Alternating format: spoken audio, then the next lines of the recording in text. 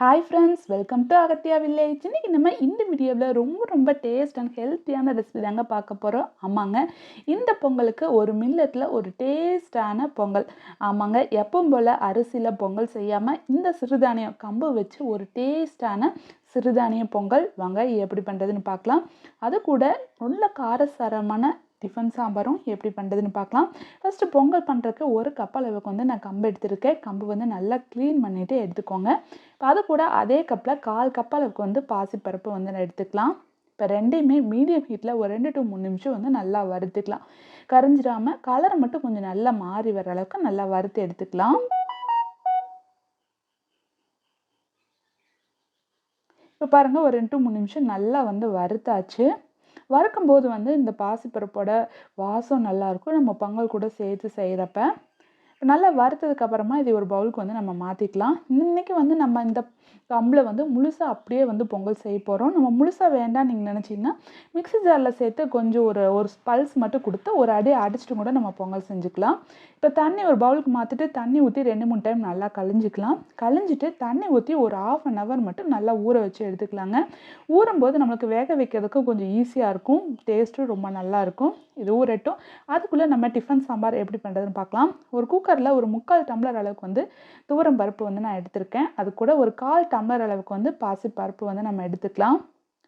பாசிப்பருப்பை ஒரு பேனில் சேர்த்துட்டு லைட்டாக நம்ம வறுத்து எடுத்துக்கலாம். பாசிப்பருப்பு வறுக்கும்போது டேஸ்ட் நல்லாயிருக்கும். கூடவே சாம்பார் கொஞ்சம் வலுவலுன்னு இல்லாமல் கொஞ்சம் டேஸ்ட் ரொம்ப நல்லாயிருக்கும். மீடியம் ஹீட்டில் வச்சு இங்கே பாருங்கள், இந்த அளவுக்கு நல்லா வறுத்தாச்சு. வறுத்ததுக்கப்புறமா இது குக்கரில் சேர்த்துக்கலாம். சேர்த்துட்டு தண்ணி ஊற்றி ஒரு 2-3 டைம் நல்லா களைஞ்சி எடுத்துக்கலாம். நான் எப்போவுமே சாப்பாட்டுக்கு சாம்பார் செய்யும்போது எப்போவுமே பாத்திரத்தில் நம்ம மண் பாத்திரத்தில் அது பாத்திரத்தில் செய்வேன். இது டிஃபன் சாம்பாருக்கும்போது மட்டும் நம்ம கொஞ்சமாக குக்கரில் செஞ்சிட்டோம்னா டேஸ்ட் நல்லாயிருக்கும். இப்போ 1 டம்ளர் அளவுக்கு நம்ம பருப்பு எடுத்துருக்கோம். இது கூட 3 டம்ளர் அளவுக்கு தண்ணி சேர்த்துக்கலாம். தண்ணி சேர்த்துட்டு இது கூட ஒரு 1/2 டீஸ்பூன் அளவுக்கு மஞ்சள் தூள் சேர்த்துக்கலாம். ஒரு 1 டீஸ்பூன் அளவுக்கு விளக்கெண்ணெய் கேஸ்டர் ஆயில் இது கூட சேர்த்துக்கலாம். சேர்த்துட்டு ஒரு 3 பல்லு, கொஞ்சம் பெரிய பல்லு 3 பல்லு அளவுக்கு பூண்டை பொடியாக கட் பண்ணி இது கூட சேர்த்துடலாங்க. சேர்த்துட்டு குக்கர் மூடி வச்சு 3 விசில் விட்டு எடுத்துக்கலாம். அதுக்குள்ளே இப்போ ஒரு பேனில் ஒரு 2 டேபிள் ஸ்பூன் அளவுக்கு கல்லெண்ணெய் சேர்த்துக்கலாம். எண்ணெய் நல்லா சூடானதுக்கப்புறமா ஒரு 1/2 டீஸ்பூன் அளவுக்கு கடுகு, ஒரு 1 டீஸ்பூன் அளவுக்கு சீரகம், கூட ஒரு 1 டீஸ்பூன் அளவுக்கு மிளகு சேர்த்துக்கலாம்.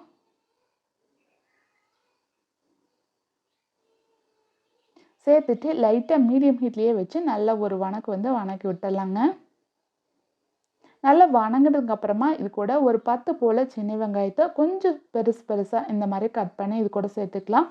வெங்காயம் ஓரளவுக்கு கண்ணாடி பதம் வர அளவுக்கு வணங்கினா போதும். வணங்கினதுக்கப்புறமா இது கூட 2 இனுக்கு கருவேப்பிலை, காரத்துக்கு 2 காஞ்ச மிளகாயும் சேர்த்துக்கலாம்.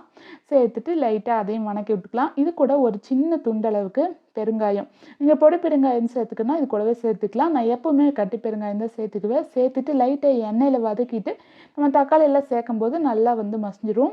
இது கூட ஒரு பெரிய சைஸ் தக்காளியை பொடியாக கட் பண்ணி இது கூட சேர்த்துட்டு ஒரு 1/4 டீஸ்பூன் அளவுக்கு உப்பு சேர்த்துக்கலாம். தக்காளி நல்லா மசிகிற அளவுக்கு நல்லா வணக்கி விட்டுக்கலாம். இப்போ பாருங்கள், தக்காளியெல்லாம் நல்லா மசிஞ்சிடுச்சு. மசிஞ்சதுக்கப்புறமா இது கூட ஒரு பெரிய சைஸில் 2 கத்திரிக்காய் நான் எடுத்திருக்கேன். நம்ம வணக்கிற டயத்தில் அரிஞ்சிட்டோம்னா கரெக்டாக இருக்கும். இப்போ இது கூட சேர்த்துட்டு தோலில் கொஞ்சமாக சுருங்கி வர அளவுக்கு 2 to 3 நிமிஷம் நல்லா வணக்கி விட்டுக்கலாம்.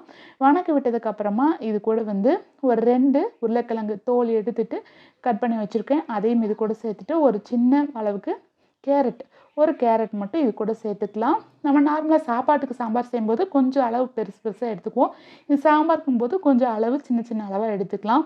சேர்த்துட்டு 2 நிமிஷம் நல்லா கலந்து விட்டுட்டு இது கூட ஒரு சின்ன கோழி குண்டு அளவுக்கு புளி எடுத்திருக்கேன். தண்ணி ஊற்றி ஊற வச்சு நல்லா கழிஞ்சு இது கூட சேர்த்துக்கலாம். நம்ம ஒரு தக்காளி சேர்த்துருக்கனால புளி கொஞ்சம் கம்மியாகவே சேர்த்துக்கலாம். இது கூட 1 டீஸ்பூன் அளவுக்கு மிளகாத்தூள், இது வீட்டில் அரைச்ச மிளகாத்தூள், இது கூட 1 டீஸ்பூன் அளவுக்கு சாம்பார் தூள் இது கூட சேர்த்துட்டு பச்சை வாசனை போகிற அளவுக்கு ஒரு 2 நிமிஷம் நல்லா கலந்து விட்டுக்கலாங்க. இப்போ காய் வேகிற கலவா மட்டும் ஒரு 1/2 டீஸ்பூன் அளவுக்கு உப்பு சேர்த்துக்கலாம். சேர்த்துட்டு கலந்து விட்டுட்டு மூடி போட்டு மூடிட்டோம்னா ஒரு 10 நிமிஷம் மீடியம் ஹீட்டில் வச்சு நல்லா வேக வச்சு எடுத்துக்கலாம். இப்போ காய்க்கெல்லாம் ஒரு 3/4 வாசி அளவுக்கு நல்லா வெந்துருச்சு. வெந்ததுக்கப்புறமா இப்போ பாருங்கள், பருப்பு ஒரு 3 விசில் விட்டால் நல்லா வந்துருச்சு. இப்போ கரண்டி வச்சு நல்லா அப்படியே மசிச்சு விட்டுக்கலாம். மசிச்சுட்டு இந்த வெந்த காய் கூட இந்த பருப்பு வந்து நம்ம சேர்த்துக்கலாங்க. சேர்த்துட்டு இது கூட வந்து ஒரு 1/2 டம்ளர் அளவுக்கு மட்டும் சுடு தண்ணி, பச்சை தண்ணி ஊற்றிடக்கூடாது, சுடு தண்ணி ஊற்றி குக்கரில் சேர்த்து இது கூட சேர்த்துக்கலாம். சேர்த்துட்டு நல்லா வந்து கலந்து விட்டுக்கலாங்க. ஆல்ரெடி நம்ம உப்பு கொஞ்சம் காய் வேகிறக்கு அளவாக போட்டிருக்கிறோம். இப்போ மொத்தமாக சாம்பாருக்கு ஒரு 1/2 டீஸ்பூன் அளவுக்கு வந்து உப்பு இது கூட சேர்த்துக்கலாம். சேர்த்துட்டு நல்லா கலந்து விட்டுக்கலாம். நம்ம கரெக்டாக வந்து இட்லி சாம்பாருக்கும் போது கொஞ்சம் தண்ணியாட்டு இருந்தால் தான் டேஸ்ட் ரொம்ப நல்லாயிருக்கும். இப்போ நல்லா கலந்து விட்டுட்டு மூடி போட்டு மூடி மறுபடியும் ஒரு 5 நிமிஷம் மட்டும் நம்ம நல்லா வேக வச்சுக்கலாம். அப்போ தான் வந்து காய்க்கு வந்து பருப்போடு சேர்த்து நல்லா வெந்து வரும். இப்போ பாருங்கள், நல்லா மணக்க நம்மளோட டிஃபன் சாம்பார் வந்து அப்படியே ரெடி ஆகிடுச்சு. இது இட்லி, தோசை, சாம்பார் எல்லாத்துக்குமே, சப்பாத்தி எல்லாத்துக்குமே ரொம்ப ரொம்ப நல்லாயிருக்கும். கடைசியாக கேஸ் ஆஃப் பண்ணிவிட்டு பொடியாக கட் பண்ண கொஞ்சமாக கொத்தமல்லி தழை இது கூட சேர்த்து நல்லா கலந்து விட்டுடலாம். அவ்வளோதாங்க, நம்மளோட டிஃபன் சாம்பார் வந்து ரெடி ஆயிடுச்சு. இது பொங்கலோட வச்சு சாப்பிட்றப்ப டேஸ்ட் ரொம்ப ரொம்ப நல்லாயிருக்கும். நீங்கள் எப்படி பண்ணிட்டு இருந்தாலும் ஒரு டைம் மட்டும் இந்த மாதிரி வந்து டிஃபன் சாம்பார் செஞ்சு பாருங்கள், டேஸ்ட் ரொம்ப நல்லாயிருக்கும். வாங்க அடுத்ததான் நம்ம கம்பு பொங்கல் எப்படி பண்ணுறதுன்னு பார்த்துடலாம். இப்போ கம்பை நல்லா கழிஞ்சிட்டு குக்கரில் வந்து சேர்த்துடலாம். சேர்த்துட்டு 1 கப் அளவுக்கு நம்ம கம்பை எடுத்துருக்குறாங்க. இது கூட வந்து 5 கப் அளவுக்கு அதே இதுக்குள்ளே வந்து தண்ணி சேர்த்துக்கலாம்.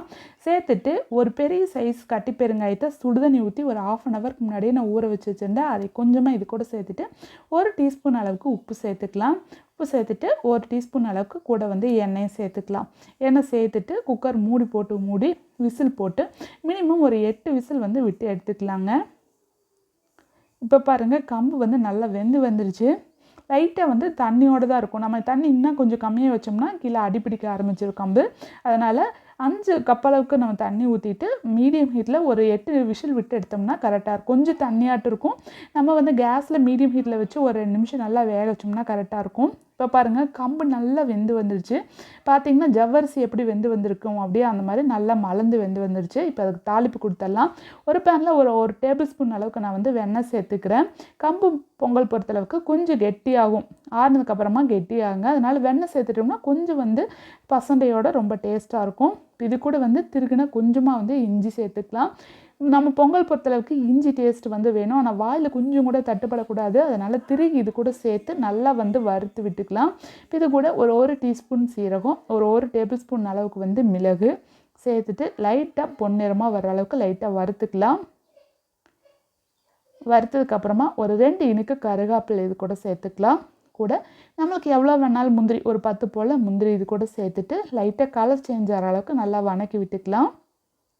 இப்போ வணக்கி விட்டுட்டு கேஸ் ஆஃப் பண்ணிடுங்க. ஆஃப் பண்ணிவிட்டு ஒரு 2 நிமிஷம் கழித்து நம்ம மீதி இருக்குமில்லங்க இந்த பெருங்காய தண்ணி இது கூட சேர்த்துருங்க. நீங்கள் பொடி பெருங்கமாக இருந்தால் தாளிக்கிறப்பவே கூட கொஞ்சம் சேர்த்துக்கிட்டோம்னாலும் நல்லாயிருக்கும். இப்போ வறுத்ததை எடுத்து நம்ம குக்கரில் இருக்கிற கம்பு கூட சேர்த்து நல்லா கலந்து விட்டுக்கலாம். அவ்வளோதாங்க, நம்ம கம்பு பொங்கல் குயிக்காக சூப்பராக வந்து ரெடி ஆகிடுச்சு. நீங்கள் இந்த மாதிரி கம்பு பெருசாக முழுசாக எந்த பிடிக்காதுன்னா ஒரு மிக்சியில் 2 அரைச்சிட்டிங்கனாலும் டேஸ்ட் ரொம்ப ரொம்ப நல்லாயிருக்கும். எப்பவும் பொங்கல் செய்யாமல் இந்த மாதிரி சிறுதானியங்கள் வச்சு ஒரு டேஸ்ட்டான பொங்கல் செஞ்சு பாருங்கள், ரொம்ப ரொம்ப நல்லாயிருக்கும். மறக்காமல் ட்ரை பண்ணி பார்த்துட்டு எனக்கு நீங்கள் கமெண்ட் பண்ணுங்கள். எல்லாருக்கும் இனிய பொங்கல் திருநாள் நல்வாழ்த்துக்கள். தேங்க்யூ ஃபார் வாட்சிங்.